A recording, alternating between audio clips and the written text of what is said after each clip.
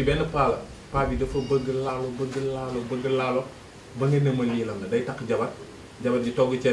cere bi xaw a manqué tuuti laalo mu xëy fate nday jabar benn gen yëg loolu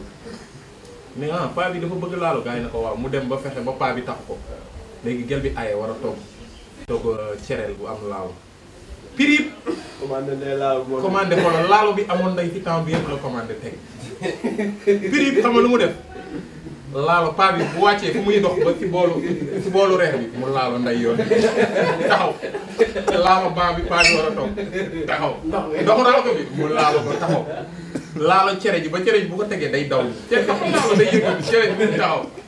ne acca nijaay ka acca ren pare na paa bi dafa wàcce rek tiir ci suuf daanu